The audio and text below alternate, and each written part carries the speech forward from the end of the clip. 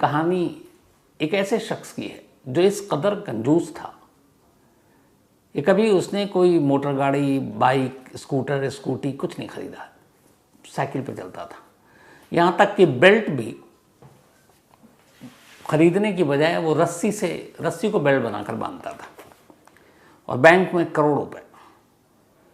कैसे एक साइकिल का एक्सीडेंट होता है और फिर ये एक्सीडेंट कैसे एक मर्डर मिस्ट्री बनती है, कैसे एक बेटी को एक ज़रा सा डाउट होता है और कैसे ये कहानी खुलती है। अभी बिल्कुल लेटेस्ट साउथ इंडिया, केरल की ये कहानी है। लेकिन वो कहानी आपको सुनाऊं उससे पहले, जैसा मैंने वादा किया कि अब आम कहानियाँ सुनाऊंगा, सिर्फ एक अपडेट आपको देता हूँ कोलकाता जूनियर डॉक्टर केस में। वो अपडेट इसलिए ज़रूरी है क्योंकि सुप्रीम कोर्ट में जब लाइव स्ट्रीमिंग हो रही थी तो बार बार वेस्ट बंगाल सरकार के वकील एक टाइमलाइन की बात कर रहे थे कि ये टाइमलाइन है जो कोलकाता पुलिस ने कोर्ट को सौंपी, इस टाइमलाइन के हिसाब से कोई गड़बड़ी नहीं हुई, बार बार कह रहे थे। तो टाइमलाइन जो कोर्ट को सौंपी तो वो टाइमलाइन थी क्या, मैं भी जानना चाहता था, आप में से बहुत सारे लोग भी जानना चाहते हैं। तो कोलकाता पुलिस की टाइमलाइन जो सुप्रीम कोर्ट में सौंपी गई है वो टाइमलाइन इस वक्त मेरे सामने है। तो वो टाइमलाइन आपको बताऊं, उसके बाद अपनी कहानी की तरफ बढ़ता हूं। तो कोलकाता पुलिस के हिसाब से जब तक हम लगातार कहानी सुना रहे थे उसमें देखिएगा टाइम में कितने आगे पीछे। कोलकाता पुलिस के हिसाब से सुबह के 9:30 बजे थे 9 अगस्त को, जब एक post graduate training first year student ने सबसे पहले सेमिनार हॉल में जूनियर डॉक्टर की लाश देखी थी। ये वही शायद सौमित्रा था, फर्स्ट ईयर पीजीडी। तो सुबह 9:30 बजे पहली बार डेड बॉडी देखी गई, ये कोलकाता पुलिस कह रही है। सुबह 10:10 पर यानी लाश देखने के 40 मिनट के बाद जो आरजी का हॉस्पिटल की पुलिस चौकी है वहाँ पे पहले इन्फॉर्मेशन दी जाती है और वो चौकी फिर थाने को अपने इन्फॉर्म करता है, जो थाना है ताला पुलिस स्टेशन। तो 10:10 पर ताला पुलिस स्टेशन को एक मैसेज जाता है और चौकी उन्हें ये मैसेज देकर बताती है कि सेमिनार हॉल में 3rd फ्लोर पर इमरजेंसी बिल्डिंग में एक हाफ नेकेड कंडीशन में एक बॉडी पड़ी हुई है। ये 10:10 पर लाश देखने के 40 मिनट के बाद। और यही बात जनरल डायरी एंट्री GDE में दर्ज किया जाता है कि सेमिनार हॉल में एक हाफ नेकेड बॉडी है और अनकॉन्शियस है, यानी कि अभी तक ये पता नहीं है कि वो जिंदा है कि मुर्दा है। ये जनरल डायरी में एंट्री हो रही है।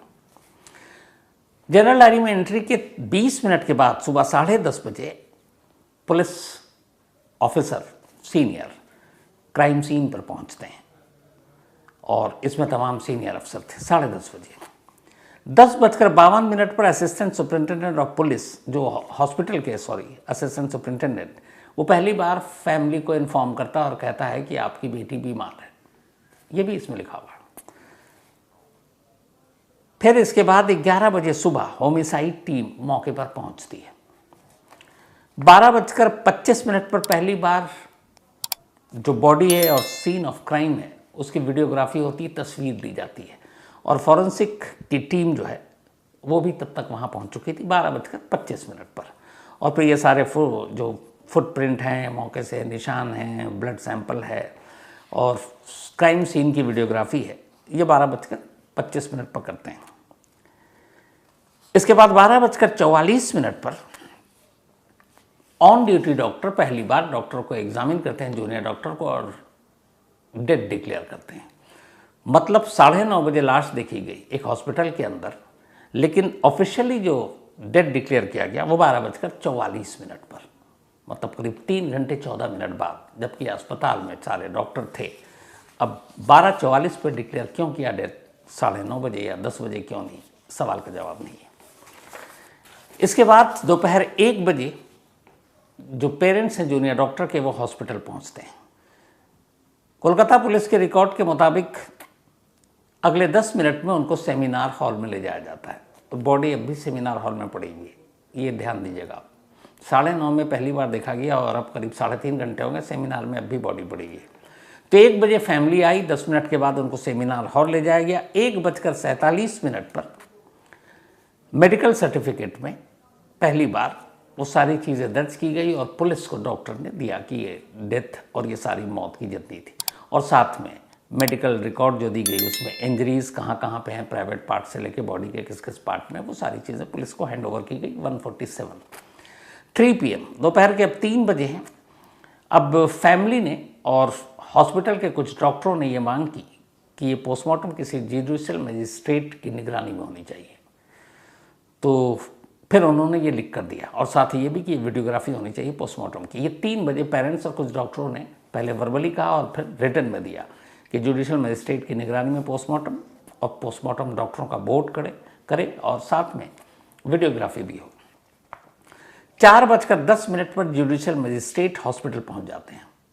3 बजे मांग की गई थी, 1 घंटा 10 मिनट बाद जुडिशियल मजिस्ट्रेट पहुंचते हैं। इसके बाद 4:20 से लेकर 4:40 के दौरान पोस्टमार्टम कंडक्ट होता है। 3 डॉक्टरों का पैनल करता है और इसकी पूरी वीडियोग्राफी होती है।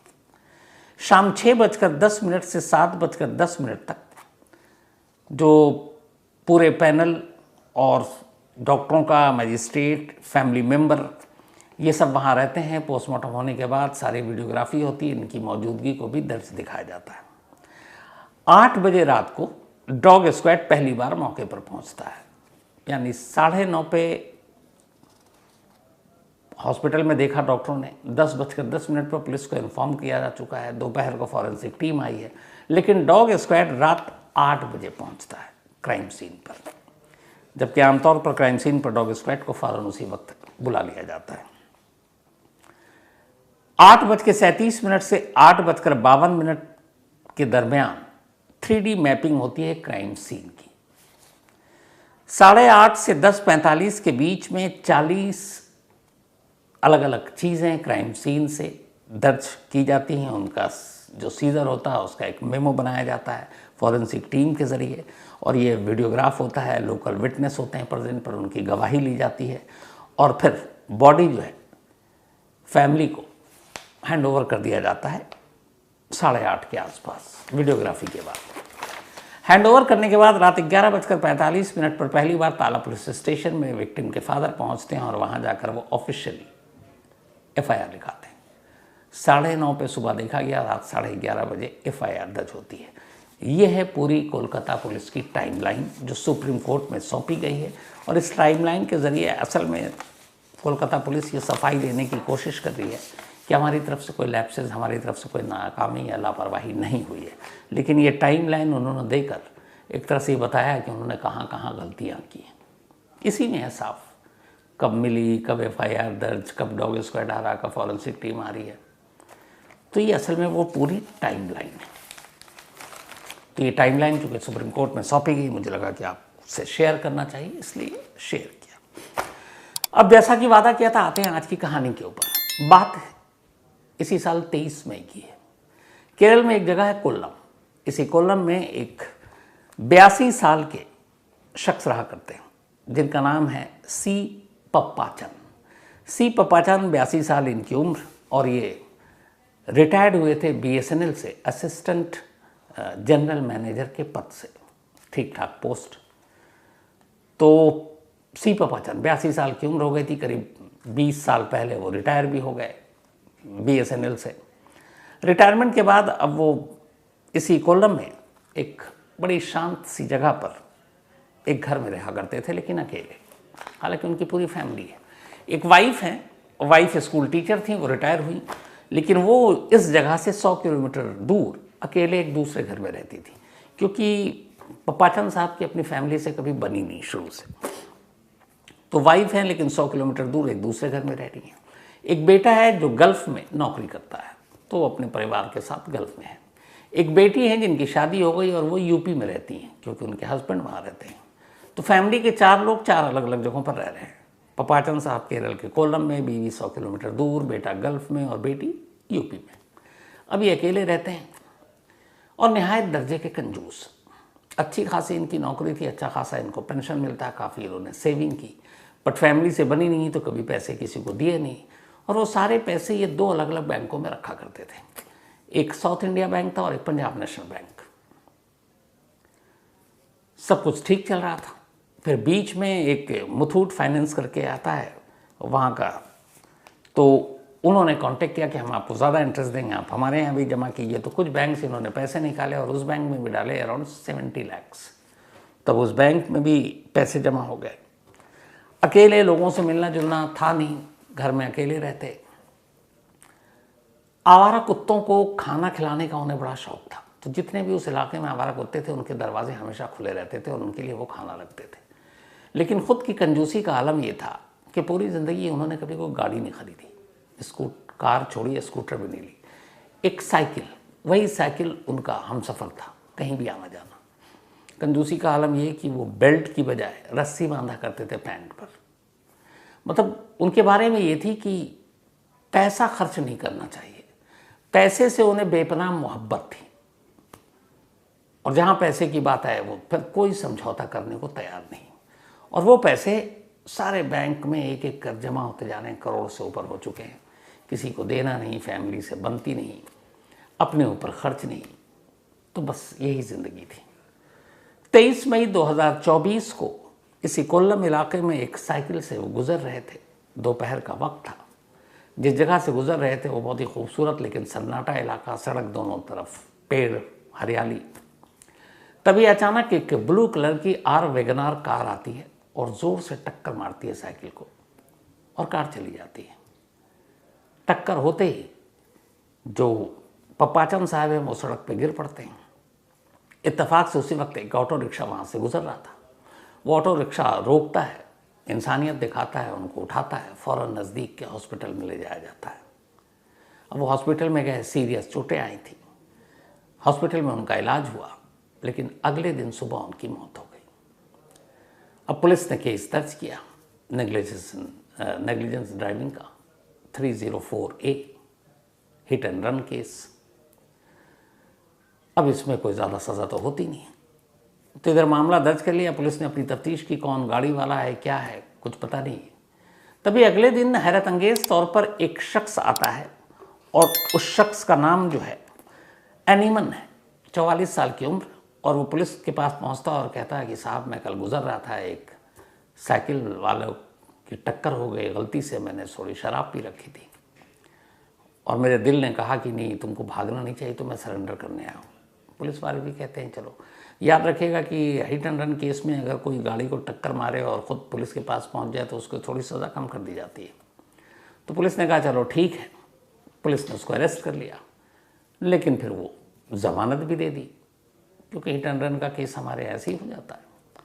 और वो खुद आया था चलकर, तो उसकी इस इंसानियत को देखते हुए पुलिस ने उसको ज़मानत दे दी, ज़मानत में निकल भी गया। अब इधर फैमिली वाले आए, फैमिली वाले ने फिर अपने उनके पैतृक गांव ले गए डेड बॉडी को, वहाँ ले जाकर अंतिम संस्कार कर दिया पप्पाजान साहब का। अब धीरे धीरे जो सारी रस्में थे मौत के बाद की वो भी पूरी हो गई, सब भूलने लगे। उसके बाद ये था कि अब 82 साल की उम्र में इस तरीके से मौत हुई थी।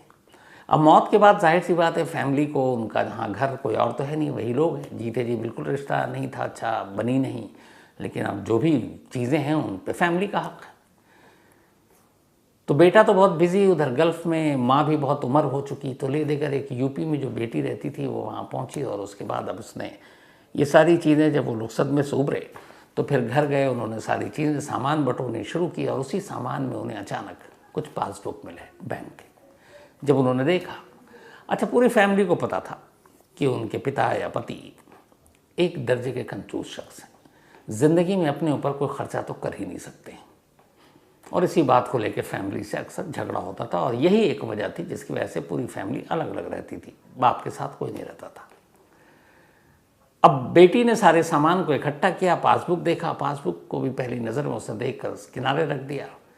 फिर उसका तसल्ली से ये था कि चलो किन किन बैंक में है वहाँ जाकर फॉर्मेलिटी करते हैं, पैसे को ट्रांसफ़र करते हैं। तभी एक पासबुक पे उसकी नज़र पड़ी और उसने पाया कि हाल के वक्त में 4 बार जो अकाउंट है उसमें से उन्होंने पैसे लिए और कुछ लोन लिए, और एक लोन तो अभी 14 लाख का डेथ से कुछ दिन पहले ही लिया गया था। अब जब ये था कि ये लोन लिया है, तो परिवार को और ख़ासतौर पर बेटी को ये हैरत हुई कि मतलब उसके पापा इतने कंजूस आदमी हैं कि वो सवाल ही नहीं है कि बैंक से पैसे निकाले, उन्हें शौक है बैंक में पैसे डालने का, निकालने का कभी नहीं। तो वो लोन लेंगे किसी और बैंक से, तो वो लोन किसके लिए लेंगे? तो पता किया गया कि भाई को उन्होंने ना कोई नई प्रॉपर्टी खरीदी है, ना कुछ और चीज़ खरीदी है, तो ये लोन कहाँ से? बेटी को शक हुआ कि ये लोन का चक्कर क्या है, और ठीक मौत से 3 दिन पहले भी 14 लाख अकाउंट से निकला है। अब उसे लगा कि कुछ मामला गड़बड़ है, क्योंकि पिता की फितरत और आदत पूरा परिवार जानता था। वो आदमी पैसे कभी निकालने के ही खिलाफ था, और यही वजह है कि जो पेंशन से लेके पेंशन के पैसे भी इतने आते थे कि उसमें से वो बचा कर रखते थे। तो बेटी को डाउट हुआ, बेटी पहुंचती है बैंक।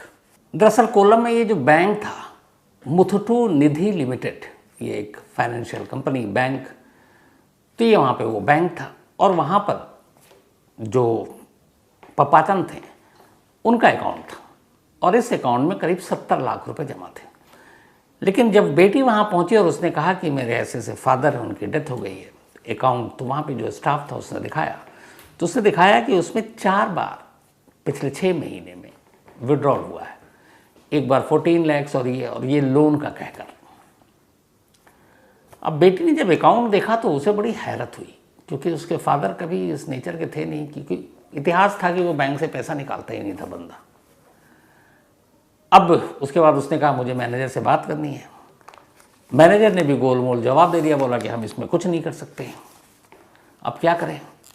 बेटी को फिर लगा डाउट। अब उसने सोचना शुरू किया कि इधर पैसे निकल रहे हैं और फिर ये साइकिल से एक्सीडेंट, कुछ समझ में नहीं, क्योंकि उसके फादर ने पूरी ज़िंदगी साइकिल चलाई और वो हमेशा सड़क के किनारे बड़े तमीज़ से साइकिल चलाते।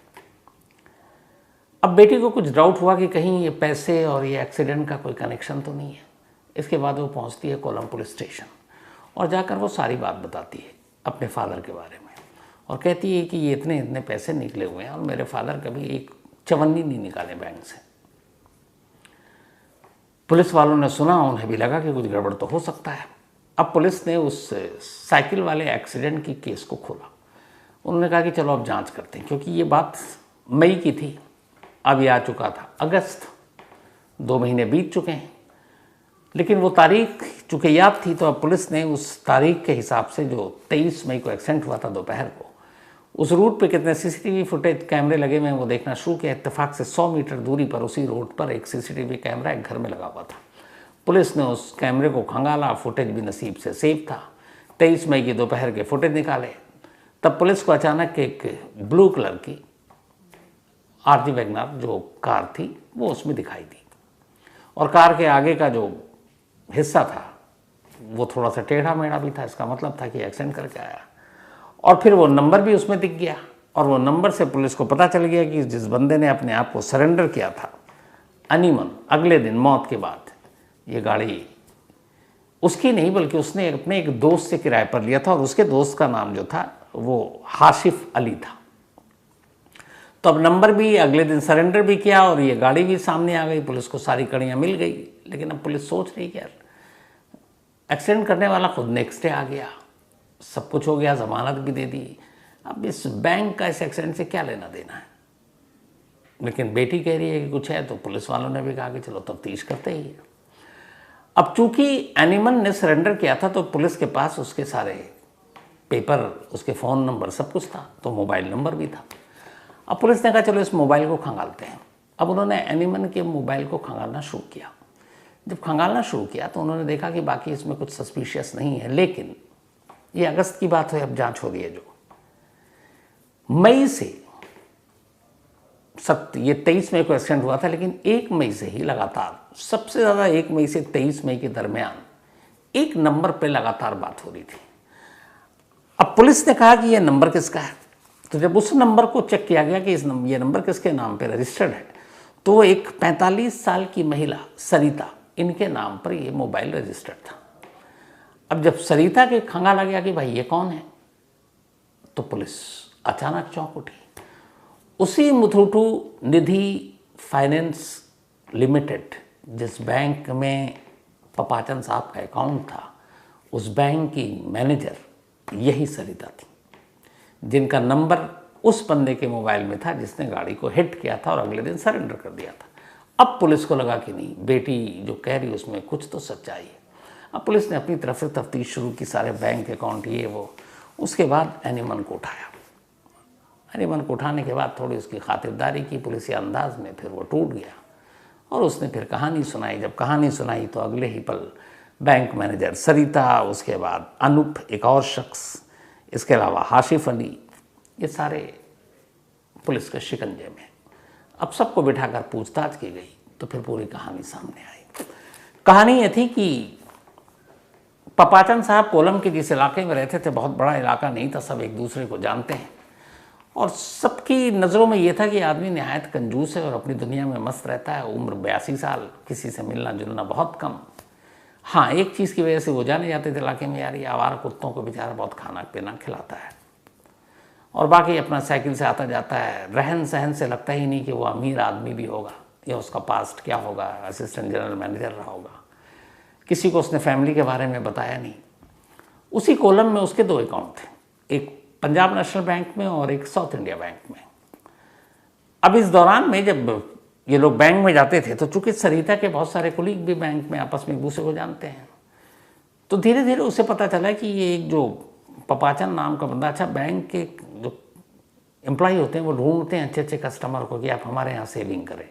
जानकारी अगर मिल जाती है कि इसके पास पैसे हैं, बैंक में सेव करता है। तो इसी दौरान में सरिता को पता चल गया कि पपाचन के पास काफ़ी पैसे हैं जो इसने बैंक में सेव कर रखे हैं। अब वो उसने उसको फ़ोन किया पहले, फिर मिलने के लिए बुलाया। उसने कहा कि आप बैंक में सेव करते हैं, काफ़ी अमाउंट है, हर एक को बताया जाता है, हम आपको ज़्यादा इंटरेस्ट देंगे, आप हमारे बैंक में भी जमा कीजिए। कंजूस नंबर 1 थे पपाचन साहब। बाकी बैंक अगर मान लीजिए 7% दे रहा और उन्होंने कहा हम 8 देंगे, तो उन्हें लगा ये तो फ़ायदा है, तो उन्होंने कहा ठीक है। अब उन्होंने उन बैंकों से कुछ पैसे निकाल कर मुथूट में डाल दिए और ये धीरे धीरे करके 70 लाख हो गए। अब जब बैंक आना जाना लगा तो फिर सरिता को पपाचन के बारे में पूरी जानकारी मिली। पता चला कि फैमिली में से किसी से बनती नहीं है, पत्नी अलग रहती है, बेटी यूपी में है, बेटा गल्फ में है और कोई यहाँ रिश्तेदार नहीं है, दूर दूर तक कोई पूछने वाला नहीं है। तभी उसे लगा कि यार ये बुजुर्ग भी है, कभी भी टपक भी सकता है, उसके मन में ख्याल आ रहा। तो उसने कहा पैसे इतने हैं और किसी को पता ही नहीं कि इसके अकाउंट में कितने पैसे हैं। यहाँ से नीयत ख़राब हुई। अब उसने क्या किया कि जो 70 लाख निकाले थे वो एक तरह से FD कराई थी। अब हर महीने शुरू में जो इंटरेस्ट आता था तो जो पपाचन थे वो देखते थे ठीक ठाक आ रहा, लेकिन बीच में उन्हें लगा कि जितना इंटरेस्ट आना चाहिए वो आ नहीं रहा। तो एक दिन बैंक पहुँच गए। सरिता थी नहीं बैंक में, दूसरे स्टाफ ने उनका अकाउंट खोल के बही खाता दिखाया। तो उसने बोला कि आपने तो 3 बार इसमें से पैसे निकाले और 14 लाख रुपए। उन्होंने कहा भैया मैंने तो निकाले नहीं है। अब कैसे? बैंक मैनेजर को उन्होंने फ़ोन किया, इसी सरिता को। उसने कहा मैं आपसे बात करती हूँ। फिर उसने उनको समझाया कि कोई बात नहीं, आपके अकाउंट में पैसे आ जाएंगे। लेकिन अब वो बार बार पैसे आ नहीं रहे, वो फ़ोन कर रहे हैं।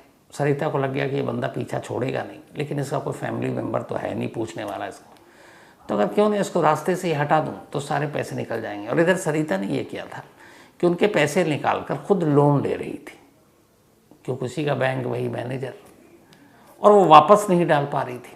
बीच में नीयत अब ख़राब हो गई कि बुज़ुर्ग आदमी है, कोई इसको जानता नहीं है, परिवार को भी पता नहीं इसके पास पैसे कितने हैं। तो फिर उसके दिमाग में इसको रास्ते से हटा दो। इसके बाद इसी की दूसरे बैंक में, जब ये 5 साल पहले किसी और ब्रांच में थी, तो वहाँ पे एक शख्स था, यही एनिमन को उस बैंक ने हायर किया था इसलिए कि जैसे बहुत सारे लोग लोन लेते हैं, गाड़ियाँ लेते हैं, बाइक लेते हैं और वक्त पर किस्त नहीं चुका पाते हैं तो बाइक को उठा लेते हैं। तो ऐसे मसलमैन चाहिए होते हैं। तो एनिमन ऐसे ही एक बैंक का मसलमैन था। सरिता को पता था उसके बारे में। एक दिन सरिता ने उसको बुलाया और कहा कि देखो हमारे यहाँ एक कस्टमर है, नाम बताया उसने, पपाचन। उसने कहा पपाचन के बेटा हमारे पास आया था, बाप बेटे में लड़ाई है, बेटा उनकी प्रॉपर्टी चाहता है, तो बेटा चाहता है उसके बाप का कत्ल कर दिया जाए। तो उसने सुपारी देने की बात की। वो मुझसे कह रहा था कि मेरे पापा को मार दो, जो भी पैसे हैं मैं दे दूंगा, बोले ये काम कर दो तुम। एनिमन तैयार हो गया। उसने कहा 2 लाख रुपए लेंगे। उसने कहा ठीक है, 20,000 रुपये एडवांस दिया। लेकिन सरिता ने उसको भी नहीं बताया कि मैं पपाचन का कत्ल क्यों करवा रही हूँ, क्योंकि फिर अगर पता चल जाता कि सारे अकाउंट के पैसे वो अकेले मारेगी तो एनिमल भी हिस्सा मांगता। लेकिन सारी चीज़ें उसने उस बेटे पे डाल दी जो गल्फ में ऑलरेडी। इसके बाद तैयारी शुरू हुई। अब 2-3 बार, चूँकि सबको पता था साइकिल से जाते हैं, तो ऑटो रिक्शा में इन्होंने टक्कर मारने की कोशिश की लेकिन वो एक आध बार गिरे, कुछ हुआ नहीं। अब ऑटो की स्पीड इतनी तेज़ तो होगी नहीं। तो फिर एनिमल ने कहा ऑटो से कुछ नहीं होगा, तो क्या किया जाए। तो फिर ये हुआ कि एक कार चाहिए। तो फिर एक और बैंक का एम्प्लॉय था हानिफ अली, उसके पास कार थी, उससे कार लिया गया किराए पे कि ये कार लो। फिर रेकी हुई। उसके बाद जब ये सब कुछ हो गया तो फिर पूरी प्लानिंग रची गई। ये हुआ कि अब इधर जो पपाचन है वो अपने पैसे लगातार सरिता से मांग रहे, सरिता उनसे मिल नहीं रही है। अचानक 23 मई को फ़ोन करता है एनिमल और कहता है कि वो मैडम आपसे मिलना चाहती हैं, वो सारा हिसाब किताब कर लीजिए, तो आप आइए यहाँ पे मुझे मिलिए, मैं आपको लेके चलता हूँ। जगह ऐसी चुनी, रास्ता जहाँ पे केरल में बड़ा वो सन्नाटा सा है, कोल्लम के इलाके में, दोनों तरफ हरियाली है, बीच में सड़क है, गाड़ियाँ बहुत कम आती जाती हैं। अब पता था उसे वो साइकिल से आएंगे। ये कार में बैठ गया, उस रास्ते पे इंतज़ार करने लगा। रास्ते पे इंतज़ार करने का लगा, जैसे ही वो साइकिल आई उसने देखा, उसके बाद पीछे से ज़ोर से टक्कर मारी और निकल गया। ये प्लानिंग का पहला हिस्सा था। अब ये भी देखना था कि वो मरा कि नहीं मरा। तो एक ऑटो में एक दूसरा साथी इसका बैठा हुआ था जिसका नाम था महीन। अब ये इत्तेफाक नहीं था जब ये एक्सीडेंट हुआ कि एक ऑटो वाला गुजर रहा था और उसने इंसानियत के नाते उसको उठाकर हॉस्पिटल पहुंचाया, नहीं, ये प्लानिंग का हिस्सा था। अब जैसे ही एक्सीडेंट होता है, ऑटो वाला पीछे पीछे है कार के, एक्सीडेंट हो गया। अब वो आता है अगले 1 से 1.5 मिनट में और वो देखता है, अब एक्सीडेंट इतना ज़ोर से हुआ था कि पपाचन साइकिल से गिरकर बेहोश, उसे लगा ये बंदा मर गया। उसने कहा चलो उठाओ। उसने 1-2 और भी लोग थे और वो मुसाफिर थे, पैसेंजर को उसने बैठा रखा था ताकि सब कुछ रियल लगे। और उसके बाद फिर सब ने इंसानियत के नाते मदद की, ऑटो पे डाला और ले जाकर नज़दीक के हॉस्पिटल में एडमिट करा दिया। तब तक वो जिंदा थे, मौत नेक्स्ट डे हुई थी। तो ये सब कुछ हो गया और उसके बाद लगभग केस क्लोज भी हो गया था, हिट एंड रन का बनकर। लेकिन एक बेटी ने सिर्फ एक अकाउंट से पैसे निकलने, और ये भी कोई एबनॉर्मल चीज़ नहीं थी। लोगों के बैंक अकाउंट हैं तो वहाँ से पैसे विड्रॉल होता है, डिपॉजिट होता है, सब होता है। लेकिन यहाँ एक पपाचन साहब की जो खासियत थी, उस खासियत ने इस केस को खुलवा दिया। और वो खासियत कंजूसी की इंतहा। उस बंदे ने कभी पैसे निकाले ही नहीं और वो जमा करता रहा। और यही चीज़ बेटी को खटकी कि मेरे फादर पैसे तो निकाल ही नहीं सकते और वो भी लोन लेंगे, ये ज़िंदगी में पॉसिबल नहीं है। तो वो लोन वाली चीज़ दिमाग में आई। बेटी पुलिस स्टेशन गई, उसके बाद मोबाइल से कॉल डिटेल निकाला गया और इस तरीके से एक simple hit and run case 2 महीने से जो था, जिसको कोल्लम पुलिस ने बनाकर फाइल बंद भी कर दी कि केस सॉल्व हो गया है, वो अचानक हिट एंड केस एक मर्डर के केस में तब्दील हो जाता है और कातिल पकड़ा जाता है। 4 लोगों को पकड़ लिया गया। उससे पहले बैंक ने सरिता को पहले ही सस्पेंड कर दिया।